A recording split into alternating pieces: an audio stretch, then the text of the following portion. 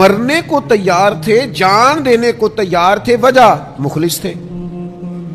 حضرت انس بن نضر رضی اللہ تعالیٰ عنہ میدان احد کے اندر جب ایک خبر پھیلا دی گئی معاذ اللہ کہ حضور کو شہید کر دیا گیا ہے اور کچھ لوگ بہت پریشان ہوئے اور ادھر ادھر ہونے لگے، تو حضرت انس بن نضر آواز دیتے تھے اور فرماتے تھے ادھر آؤ نا واپس، تم کہاں جا رہے ہو؟ مجھے تو میدان احد سے جنت کی خوشبو آ رہی ہے۔ مخلص تھے تو دوڑتے تھے۔ بہادری پیدا ہوتی ہے انسان کے اندر سے، سستی اور کاہلی ختم ہوتی ہے اخلاص کی برکت سے۔ جو اخلاص سے پیدا ہوتی ہے نا، وہ یہ ہے کہ جو مخلص لوگ ہوتے ہیں نا، ان کے اندر محنت کا جذبہ ہوتا ہے۔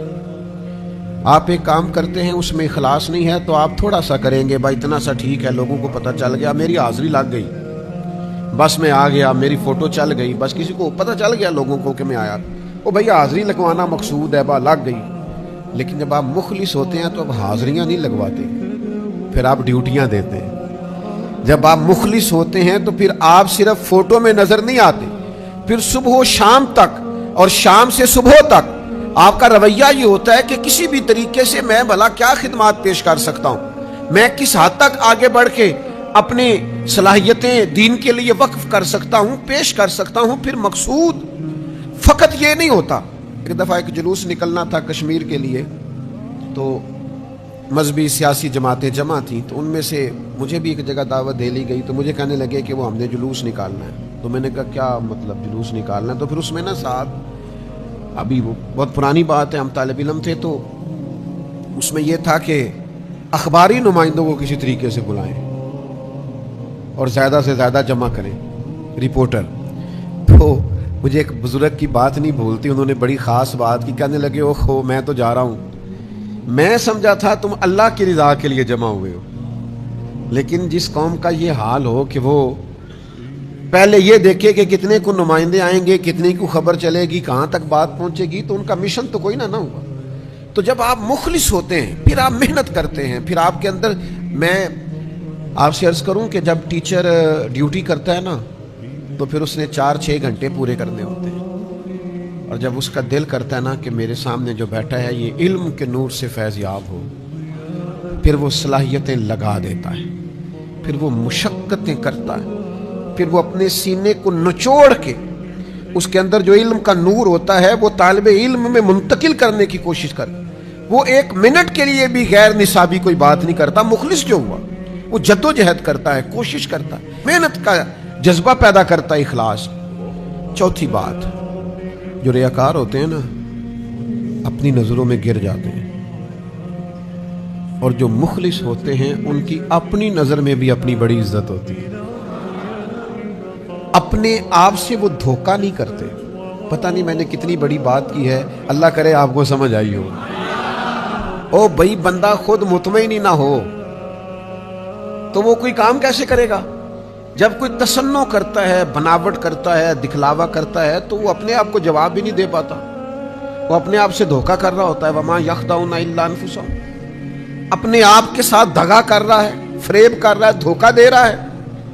اور جب انسان مخلص ہوتا ہے نا تو اسے اپنے آپ سے بھی پیار ہوتا ہے، اسے محسوس ہوتا ہے میرا وجود کوئی بیکار وجود نہیں، میری زندگی کوئی بیکار زندگی نہیں، یہ زندگی تو میں نے کسی کے نام کر دی ہے، یہ تو میں نے زندگی کسی کے لڑ لگا دی ہے۔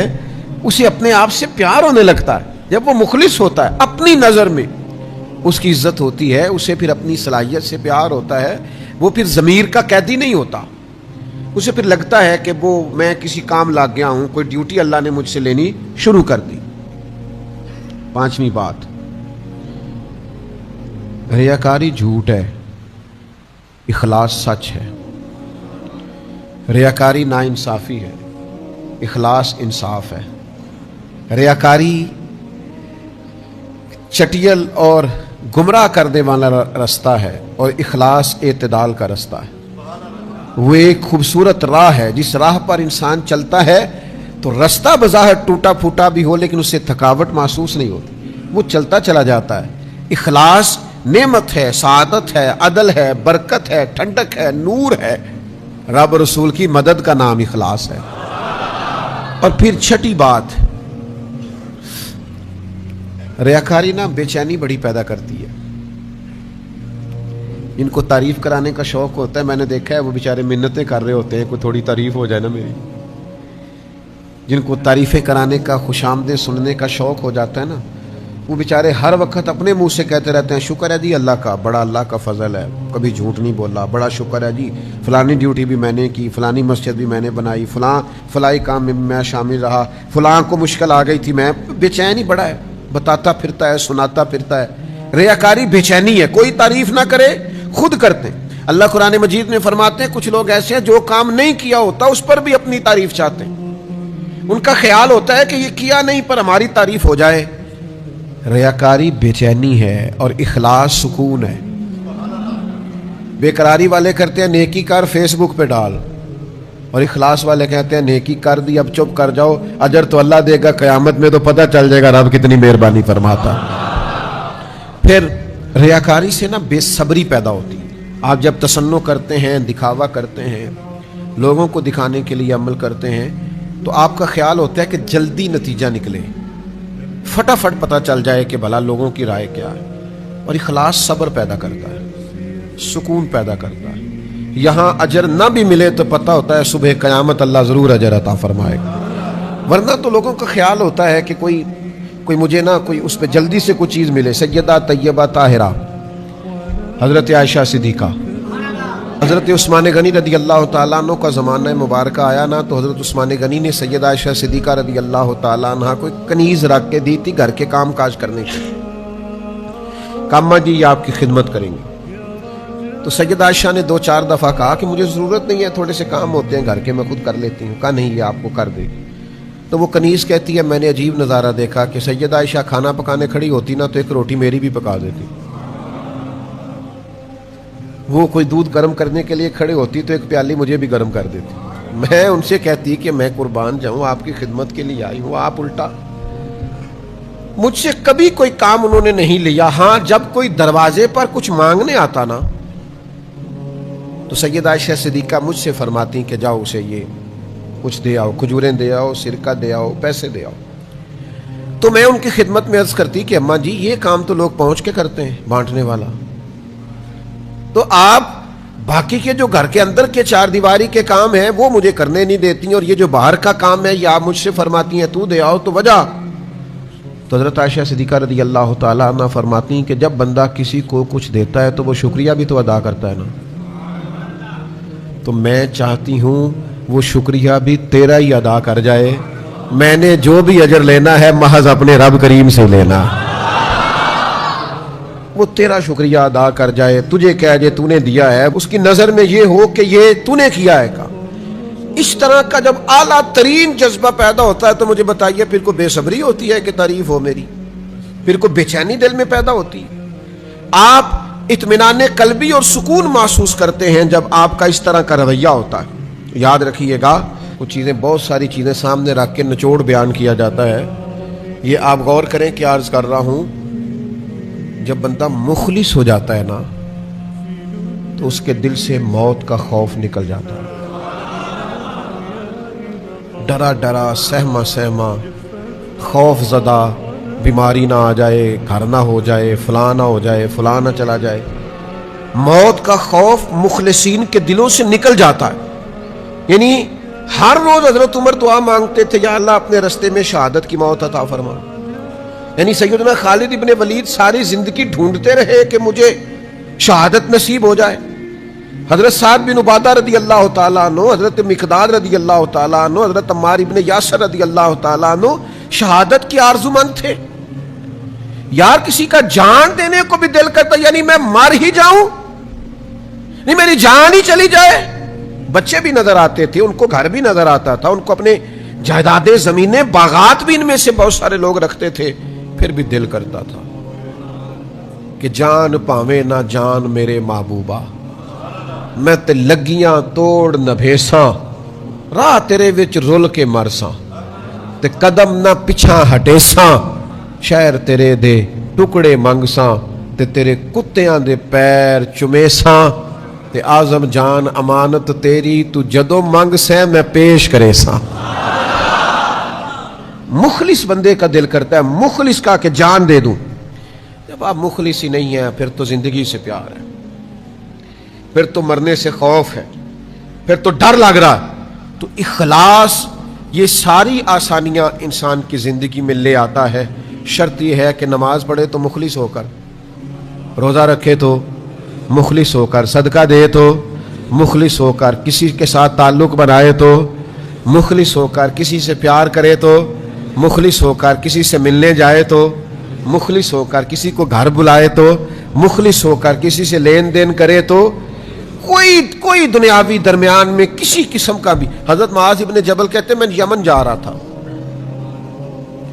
اور یہ میری نبی پاک علیہ السلام سے وہ ملاقات تھی جو آخری تھی، کیونکہ جب میں واپس آیا تو حالت یہ تھی کہ سرکار کا وصال ظاہری ہو چکا تھا اور حضور نے مجھے کہہ کے بھیجا تھا، ارشاد فرمایا تھا کہ جب تو لوٹے گا تو میری قبر کے پاس سے گزرے گا۔ فرماتے میں جب جا رہا تھا تو میری آخری ملاقات تھی، اس وقت حضور نے مجھے جو نصیحتیں فرمائیں تو ایک نصیحت یہ فرمائی، مخلص ہو کر عمل کرنا۔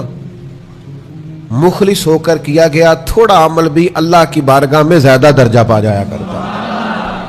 تسنع نہ ہو، ریاکاری نہ ہو، بناوٹ نہ ہو۔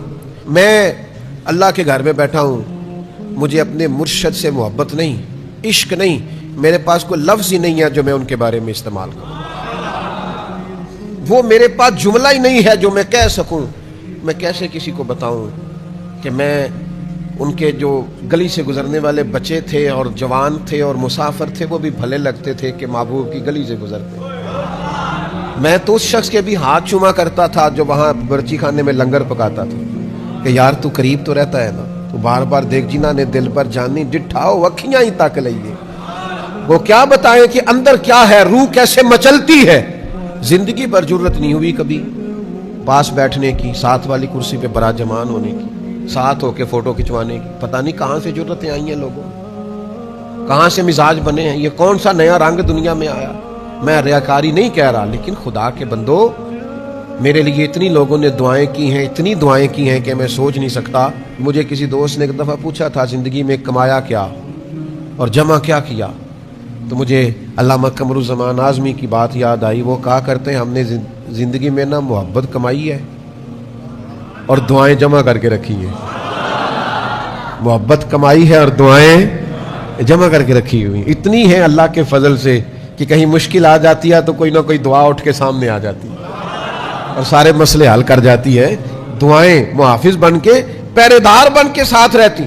تو اخلاص، للہیت، پیار، خلوص، یہ آپ کو طاقتور کر دے گا۔ آپ کے اندر وہ خاص جذبہ پیدا ہو۔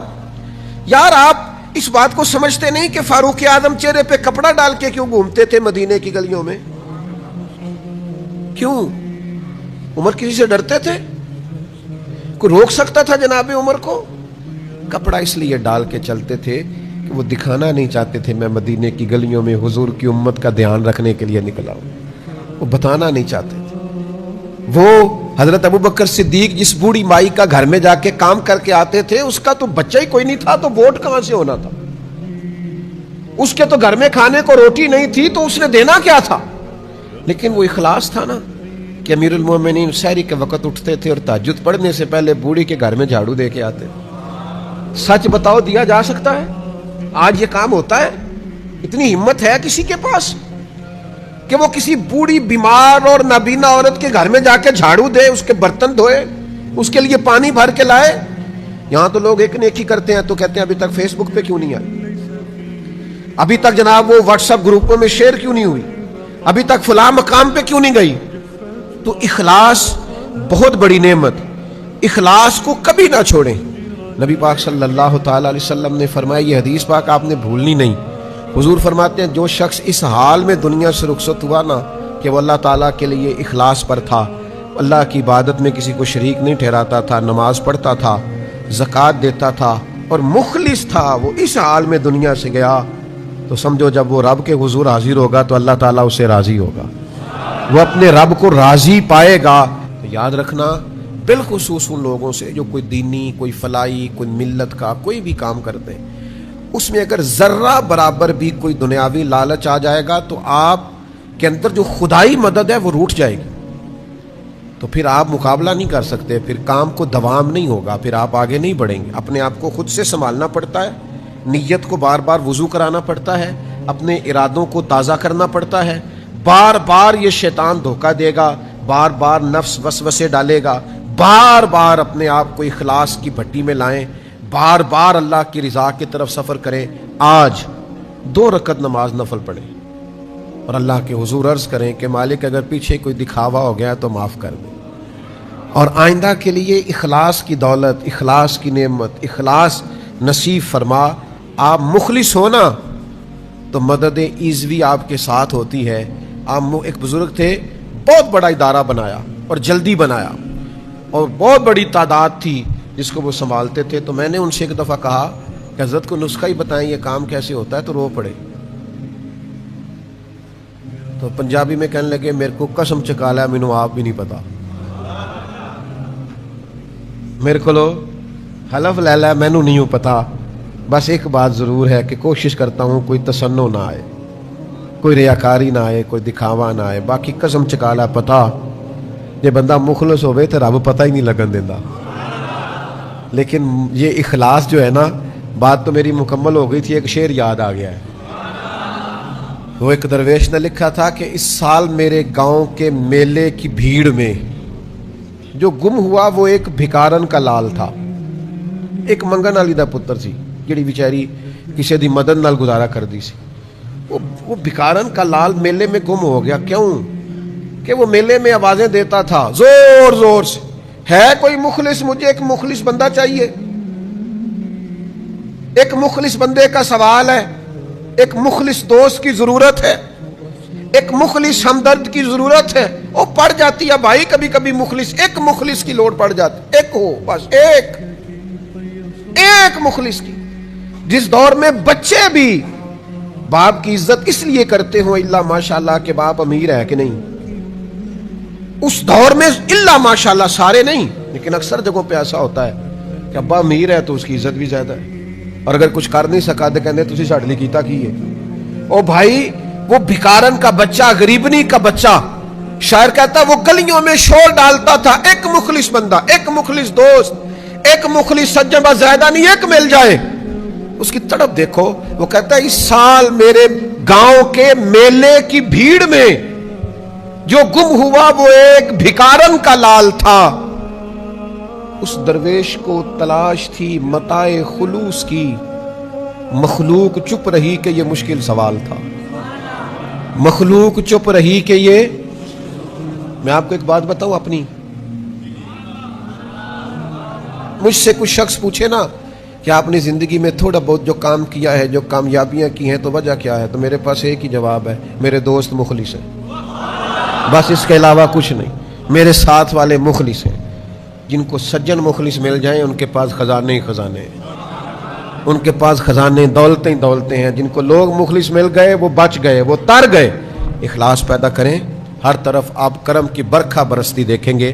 دنیا میں جو لوگ سکھ تلاش کرتے ہیں وہ بہت سارے دھوکے میں ہوتے ہیں۔ کیوں؟ اس لیے کہ پیدا کرنے والا کہتا ہے لَقَدْ خَلَقْنَا الْإِنسَانَ فِي كَبَدٍ، ہم نے انسان کو مشقت میں پیدا کیا ہے۔ جب یہ آیا ہی مشقت میں ہے تو اس نے رہنا بھی مشقت میں۔ تو سکھ ڈھونڈنے کے نام پر پریشان نہ ہو، طاقتور اپنے ذہن کو کریں، پوری محنت کریں، جدوجہد کریں، کوشش کریں، لیکن اگر اللہ کی حکمت یہی ہو کہ ہم نے اسی طرح کی سادہ زندگی میں رہنا ہے تو پھر اپنے رب کریم کی حکمتوں پہ راضی رہیں۔ پھر کچھ ضروری ہے کہ ہر حال میں آپ پریشانی ہوں گے اور بے چینی ہوں گے اور معاذ اللہ ایسے جملے کہیں گے جو جائز ہی نہیں شریعت میں بول۔ حضور علیہ السلام موٹے بان کی چارپائی پہ آرام فرما تھے۔ آپ کا نہیں مجھے پتا آپ یہاں کیا کہتے ہیں، ویسے ہمارے ہاں موٹے بان کی جو پرانی چارپائیاں ہوتی تھی اسے کہتے تھے مونج دی منجی، یہاں بھی یہی کہتے ہیں؟ چلو ہلکا ہلکا بولو یار، یہی کہتے ہیں؟ چلو ٹھیک۔ تو موٹے بان کی چارپائی ہوتی تھی تو اس پر کبھی گرمیوں میں لوگ کرتا اتار کے یا باریک کرتے کے ساتھ لیٹتے تھے تو اٹھتے تھے تو پشت پر نشان پڑ جاتے تھے۔ تو صحیح بخاری میں موجود ہے نبی کریم صلی اللہ تعالی علیہ وآلہ وسلم آرام فرماتے موٹے بان کی چارپائی پہ جناب عمر ملنے آئے، تو سرکار جناب عمر کی ملاقات کے لیے اٹھ کر جب بیٹھے تو حضور کی پشت مبارک پر موٹے موٹے نشان تھے چارپائی کے۔ اب جناب عمر جتنے مرضی سخت تھے پر محبوب کی محبت میں بھی بڑے کامل تھے. ان کی آنکھوں میں آنسو آ گئے اور جو سوچ انہوں نے بیان کی, جو اپنا درد انہوں نے بیان کیا, وہ بڑا محبت سے لبریز تھا. عرض گزار ہوئے یا رسول اللہ صلی اللہ تعالی علیہ وسلم, وہ کیسر و کسرا اللہ کے دین کے دشمن, وہ بڑی آسودہ زندگی گزارے, نرم اور گداز بستروں پہ آرام فرمائے, ساری سہولیات ان کو میسر ہو, اور آپ اللہ کے حبیب ہو کے, لاڈلے محبوب ہو کے آپ کا یہ حال ہے کہ پشت مبارک پر بان کی چارپائی کے نشان پڑے ہوئے. آپ نے بات کو سمجھنا ہے. حضرت عمر عرض کرتے ہیں حضور وہ دشمن ہو کے آرام میں ہے اور آپ بظاہر تکلیف میں. تو ایک سوچ یہ تھی, لیکن میرے نبی نے اس سوچ کا رخ بدل دیا. حضرت دیکھیں نا, ہمارا اگر کوئی دکھ بیان کرے تو ہم کہتے ہیں یار ہاں بڑی تکلیف میں ہوں, دعا کرو, محنت تو بڑی کرتا ہوں, ہمارا حال یہ ہے. لیکن رسول اللہ صلی اللہ تعالی علیہ وسلم چونکہ داعیہ اللہ ہے, حضور نے زاویہ نگاہی بات کا بدل دیا, سوچ کے دھارے ہی بدل دیے. حضور فرمانے لگے عمر کیا تم یہ پسند نہیں کرتے کہ وہ دنیا میں تھوڑی آسانی اور سہولت اختیار کریں اور آخرت میں رسوا ہو جائیں, اور ہم دنیا میں تھوڑی دقت برداشت کریں اور آخرت کی ساری عزت اللہ ہمیں ہی عطا فرما دے. ہمیں آخرت کا سکھ درکار ہے. آخرت ہم نہ بڑا وقت دیتے ہیں لوگوں کو, دوستوں کو, کھانے کو, لباس کو, کپڑے اچھے ہونے چاہیے, بہترین سلے ہوئے ہونے چاہیے, یہ والا ڈیزائن ہونا چاہیے. کچھ جوانی کے عالم میں لوگوں کو یہ بھی دیکھا ہے کتنی دیر آئینوں کے سامنے کھڑے رہتے ہیں. ہم بڑا وقت دیتے ہیں, موبائل کو بڑا ٹائم دیتے ہیں, ضائع کرتے ہیں وقت. آپ کی روح پیاسی رہ جائے گی اندر, آپ کو لگے گا کچھ کم ہے زندگی میں, کچھ کھوئے سے ہے. یہ تشنگی کب بجھے گی؟ جب آپ موبائل بند کر کے, دوستوں سے تعلق تھوڑی دیر کے لیے ختم کر کے, اکیلے تنہائی میں مصلی بچھا کے اللہ کے حضور حاضر ہوں. آپ لمبی دعائیں مانگیں, لمبی, ہر بات کہہ دیں اللہ رسول کی بارگاہ میں, ہر بات, چھوٹے سے چھوٹا دکھ بھی کہہ دیں, بڑی سے بڑی تکلیف بھی سنا دیں. لوگوں کو سناؤ گے نا, راز افشاں ہو جائے گا, راز کھل جائے گا. رب رسول سے کہو گے تو راز رہے گا. خوب دعائیں, خوب التجائیں, لمبے سجدے, درود و سلام کی کثرت. یہ کچھ وقت اکیلے, بہت سارے لوگ کہتے ہیں ہم فلاں پیر کے مرید ہیں, یا کہتے ہیں آپ سے مرید ہونا ہے. تو میں کہا کرتا ہوں کہ بھئی پیری مریدی کا معنی تو یہ ہے کہ بندہ اللہ والا بن جائے.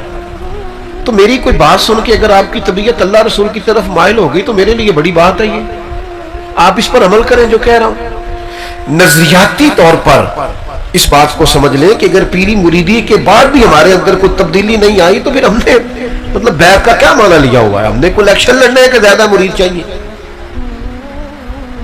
وہ تو کام کے ہونے چاہیے, چند بھی ہو تو ٹھیک ہے. تو اپنا تعلق مصلی کے ساتھ مضبوط کریں, تسبیح کے ساتھ مضبوط کریں, اپنا تعلق عبادت کے ساتھ مضبوط کریں, دعا کے ساتھ مضبوط کریں, اپنی نمازوں کو کیف سے ادا کریں.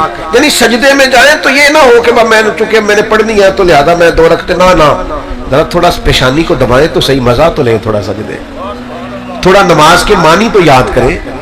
دیکھیں تو صحیح آپ اپنے رب کے حضور کیا عرض کر رہے ہیں.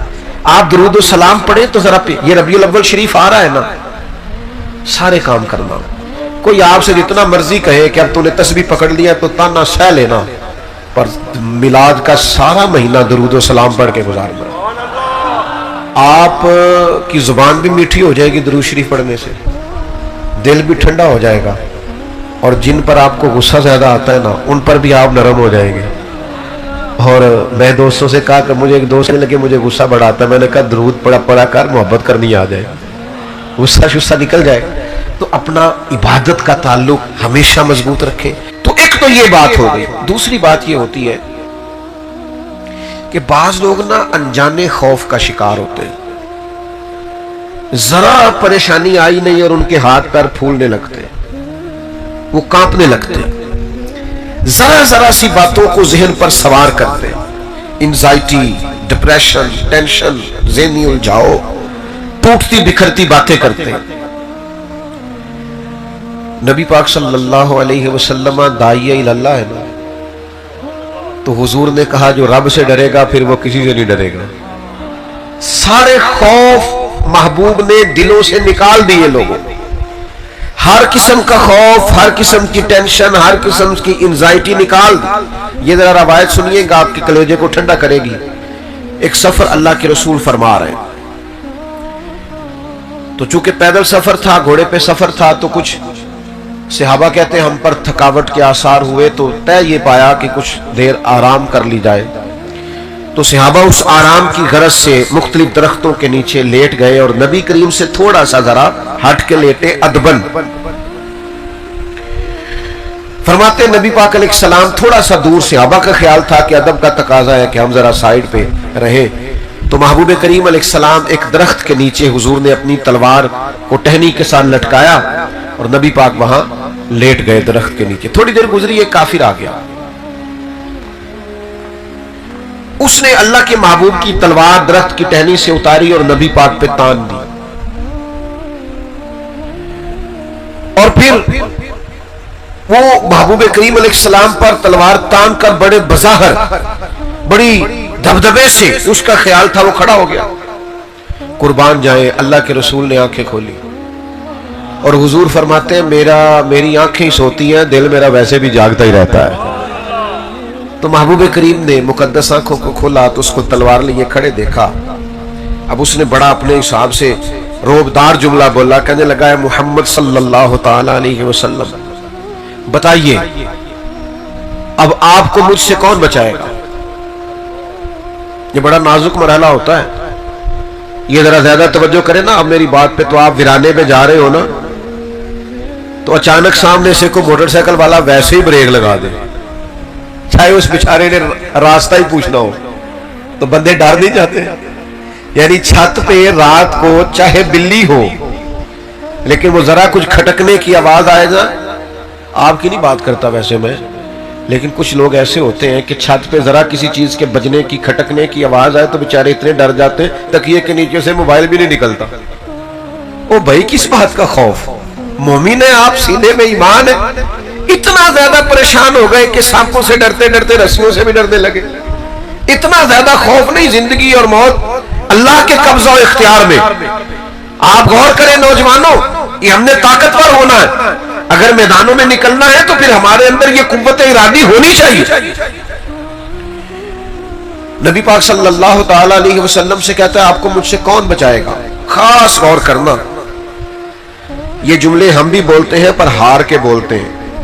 پہلے اپنے وجود کی طاقت لڑاتے ہیں، ہار جاتے ہیں تو یہ کون بچائے گا؟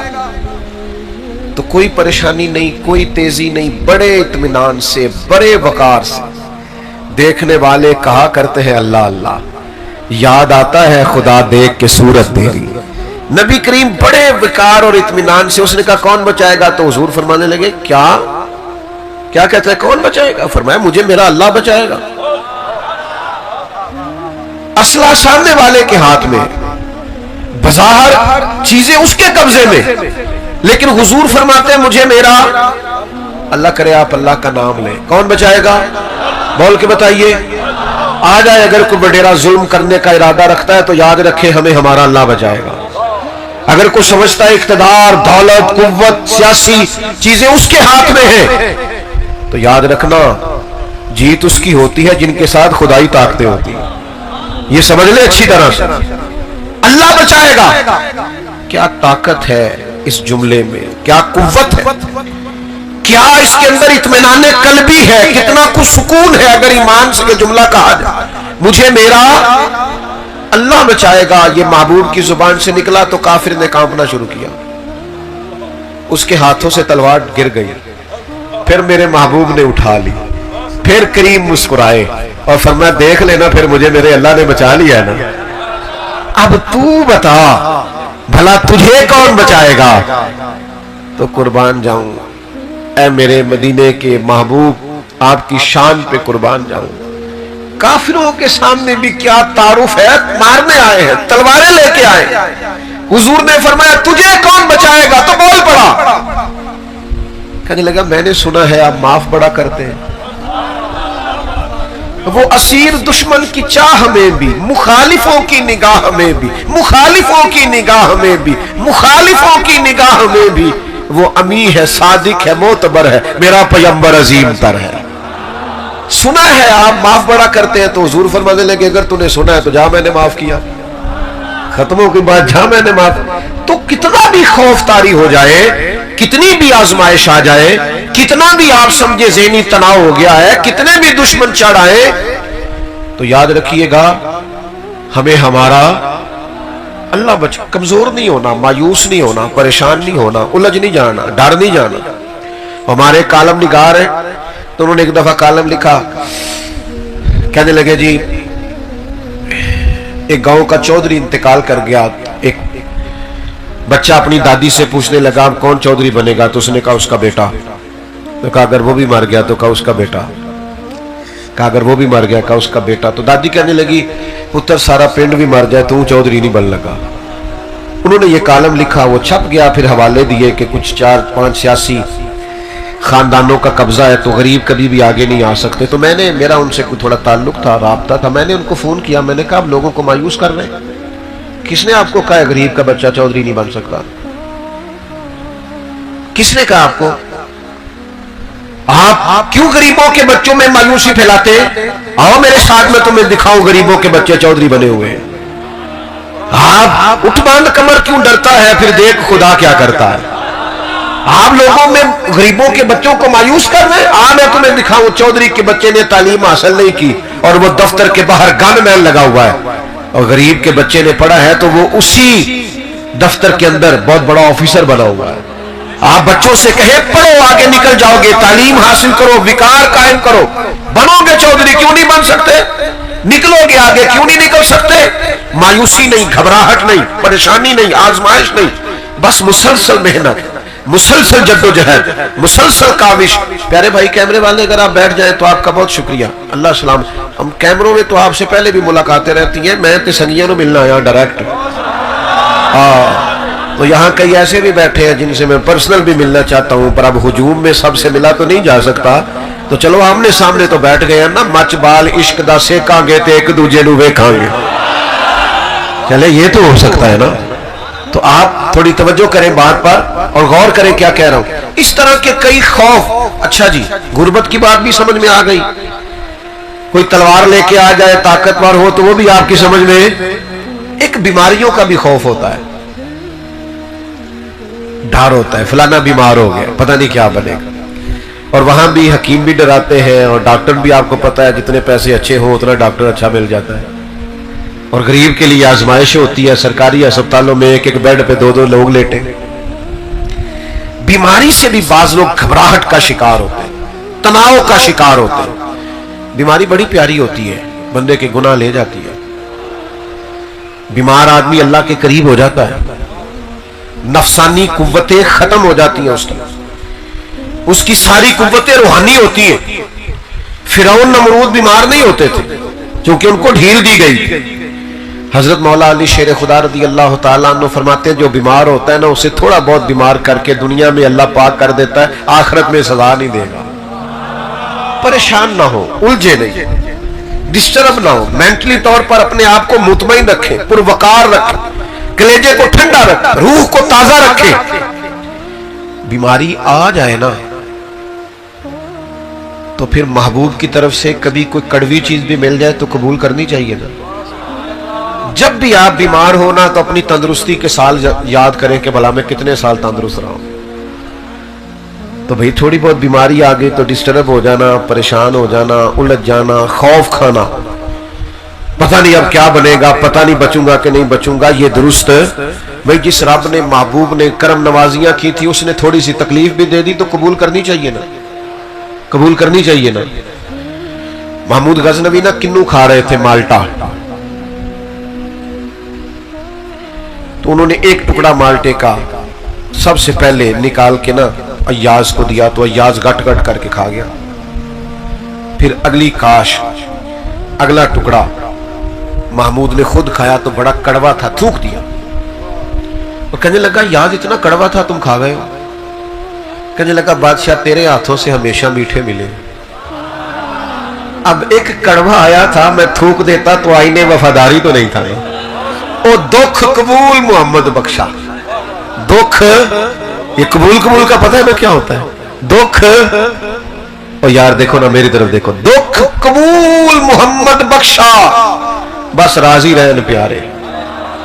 تے جے سونا میرے دکھ وچ راضی، میں سکھ نو چلے ڈاواں. تو کبھی تکلیف آ جاتی ہے، آزمائش آ جاتی ہے. نبی کریم داعیے اللہ رسول کائنات صلی اللہ تعالی علیہ وسلم نے ہمیں فکری طور پر مضبوط رہنے کا کہا ہے. آپ یہاں سے تندرست رہیں. آپ کو پتہ ہے کسی بھی ڈاکٹر کے پاس آپ جائیں تو وہ آپ سے کہتا ہے کوئی ٹینشن تو نہیں لے رہے، کیونکہ آپ یہاں سے ٹھیک ہوں گے تو بیماری چلی جائے گی. کچھ لوگ ذہنی طور پر دیکھیں نا، ڈاکٹر نے کہا ہے کہ آپ کی رپورٹیں ٹھیک نہیں ہیں، تو کچھ لوگ سن کے ہی ختم ہو جاتے ہیں. اور کچھ کہتے ہیں ڈاکٹر صاحب آپ جو بھی کہہ رہے ہیں اپنے علم کے مطابق کہہ رہے ہیں نا، ہوگا تو وہ جو میرا رب چاہے گا. تو کمزور نہ پڑے، آپ ذہنی طور پر توانا رہیں. اور اپنے بزرگوں کو بھی جو بیمار ہوں کمزور ہوں ان کو بھی کہیں کہ اللہ پہ بھروسہ رکھیں، مضبوط رہیں، دوائی کا استعمال ضرور کریں لیکن کمزور نہیں پڑنا، ضعف اعتقادی کا مظاہرہ نہیں کرنا. یہ باباؤں کی باتیں اللہ ماشاءاللہ ان پڑھوں کی، تینوں کسی تویز کراتے نے، فلاں نے نظر لگا دی ہے. اتنی بازوں کا تکلیف ہوتی ہے. رب کا بندہ ہو کے گیا ہے اور لوگ کہہ رہے ہوتے ہیں فلانا ہو کے گیا ہے تو میرا کام خراب ہو. خدا کے بندوں، آپ اس طرح اللہ کے بندوں کی نفرت پیدا کریں گے اپنے دل میں؟ یہ انداز تو دل کو کالا کرنے والا ہے. اس سے تو آپ کی شخصیت میں وہ حسن نہیں رہے گا جو ایک مومن کی شان ہے. ذرا حدیث پاک سنیے، بخاری میں موجود ہے. ایک خاتون نبی کریم علیہ السلام کی عالی مرتبت بارگاہ میں حاضر ہوئی.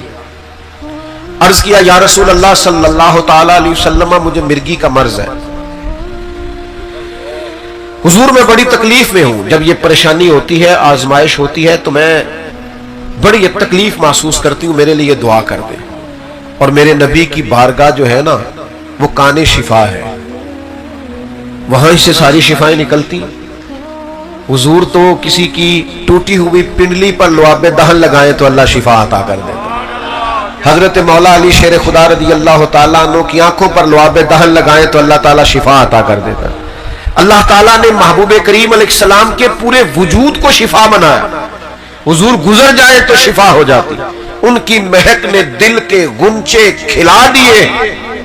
وہ جس راہ چل دیے ہیں کوچے بسا دیے. تو خاتون نے عرض کی یا رسول اللہ میں بیمار ہوں، دعا کریں. آپ نے مزاج کو سمجھنا ہے. میں نے کہا کہ حضور داعیہ اللہ تو ذہن سازی کرتے ہیں، بندوں کو اللہ سے جوڑتے ہیں. ان کے اندر جو فکری کمزوری پیدا ہو رہی ہے یا ذہنی تناؤ پیدا ہو رہا ہے یا کوئی ضعف اعتقادی آ رہی، اس کو کریم نکال دیتے.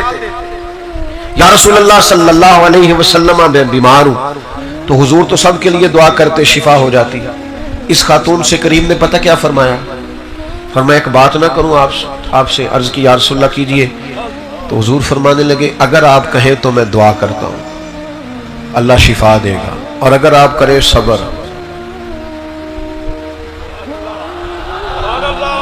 اگر آپ کریں صبر، مانا کیا ہے؟ مرگی کے ساتھ ہی گزارا کریں. یا رسول اللہ پھر کیا ملے گا؟ تو حضور فرماتے ہیں پھر میں دعا کروں گا اللہ جنت عطا کرے گا. مطلب ہمیں کوئی بندہ پوچھے نا، کوئی بزرگ کہہ دیں گھٹنے میں درد ہو رہی ہے کہ شفا کے جنت، ایسی کہنا ہے گھوڑے نہ کچھ کرو نا. ہمارا فلسفہ کچھ اسی طرح کا ہی ہے. ہم معاذ اللہ آخرت کو ادھار سمجھتے ہیں. نبی پاک صلی اللہ تعالی علیہ وسلم نے فرمایا اگر تو کہے تو دعا کرتا ہوں اللہ شفا دے گا، اور اگر کرے صبر پھر جنت کی دعا. تو یہ ہے عقیدہ، یہ ہے نظریہ، یہ ہے آخرت پر یقین، یہ ہے جنت کی نعمتوں کا شوق، یہ ہے نبی پاک علیہ السلام کے وعدوں پر کامل یقین. خاتون ہے، حالانکہ عورتوں میں اللہ ماشاءاللہ حوصلہ بھی کم ہوتا ہے. فرمایا شفا کے جنت، تو بخاری میں موجود ہے. عرض کرنے لگے یا رسول اللہ آپ دعا کریں اللہ جنت ہی عطا کرے. بہت بڑی بات اس خاتون نے کی. اگر آپ سمجھے وہ زبان حال سے کہہ رہی ہے میں مرگی کے ساتھ عمر گزار دوں گی، ساری مرگی کے ساتھ، تھوڑی سی تو عمر ہے گزر جائے گی، لیکن جنت چاہیے. جنت یہ کن لوگوں کی بات ہے؟ جو عقیدوں کے پکے ہیں، آخرت پر یقین کامل ہے، جنہیں نظریاتی طور پر توانائی حاصل ہے، نہ ڈگمگاتی باتیں کیا کریں، نہ کچی پکی باتیں کیا کریں، نہ ذرا سی پریشانی آئے تو ہر وقت رونا دھونا شروع کر دیا کریں۔ اپنے آپ کو مضبوط کریں، طاقتور کریں، مومن ہے۔ ہمارے پاس سب سے قیمتی خزانہ سینے میں ایمان ہے۔ ہمیں اتنی جلدی گھبرانا نہیں چاہیے، اتنی جلدی الجھنا نہیں چاہیے، اتنی جلدی ذہنی تناؤ کا شکار نہیں ہونا چاہیے۔ اللہ کے رسول نے دعا کر دی جنت کی، تو وہ خاتون عرض کرنے لگی یا رسول اللہ صلی اللہ علیہ وسلم، جب مجھے مرگی ہوتی ہے نا تو میرے جسم سے کپڑا ہٹ جاتا ہے، میں عورت ہوں تو مجھے حیا آتی ہے، دعا کر دے میرے جسم پہ کپڑا قائم رہے۔ اللہ کے رسول نے دعا کر دی، اس کا ستر مالک قائم رکھنا۔ صحابہ فرماتے ہیں جتنی بھی مرگی ہوتی تھی کپڑے جسم سے جڑے رہتے تھے، دیر تک وہ بوڑھی اماں حیات رہی۔ جب کوئی باہر سے آتا تھا تو لوگ پوچھتے تھے جنتی عورت کو دیکھنا، خواتین کہتی دیکھنا ہے تو کہتے ہیں اس بوڑھی کو دیکھو، اسے محبوب نے دنیا میں جنت کی بشارت عطا فرمائی۔ کیوں کمزور پڑتے ہیں بھائی؟ کیوں؟ ایک اور بات بھی کرنی ہے آپ سے، تھک تو نہیں گئے آپ لوگ؟ شہرت پانے کا، دولت پانے کا، اقتدار میں جانے کا، آگے نکلنے کا کوئی چور رستہ نہیں اختیار کرنا۔ جو آوارہ خیالی آج ہمارے اندر آ گئی ہے نا کہ ہمیں مشہور ہونا ہے سوشل میڈیا پہ چاہے کچھ بھی کرنا پڑے، یہ مومن کی شان اور وقار کے خلاف ہے۔ آپ وزاداری کو کبھی ٹھیس نہیں پہنچنی چاہیے۔ آپ مومن ہیں، آپ ایمان مضبوط رکھیں۔ اگر آپ کے نصیب میں کوئی شہرت ہے، کوئی اقتدار، میرے جیسے لوگ جو بیکار ہیں، اگر رب تعالیٰ چار لوگوں میں ان کا نام کرنا چاہتا ہے تو پتہ ہی نہیں ہوتا، ہو جاتا ہے، خبر ہی نہیں ہوتی۔ میرے عزیز یاد رکھیے گا، کوئی غلط راہ اختیار نہ کرے، چور رستہ اختیار نہ کرے، شہرت کی، دولت کی، اقتدار کی بھیک نہ مانگے۔ آپ اپنے کردار سے ہٹ کر کبھی کوئی بات نہ کریں۔ آپ زندگی کے اندر کبھی کوئی ایسا کام نہ کریں جس سے محسوس ہو کہ یہ آپ کی وزاداری کے خلاف۔ آپ کو شان سے جینا ہے، عزت سے رہنا ہے۔ آپ مومن ہیں، رسول کریم کے غلام ہیں۔ آپ کی شان یہ ہے کہ کنتم خیر امت اخرجت للناس، سب امتوں سے زیادہ آپ کا درجہ ہے۔ آپ کی وزاداری ہمیشہ مضبوط ہونی چاہیے۔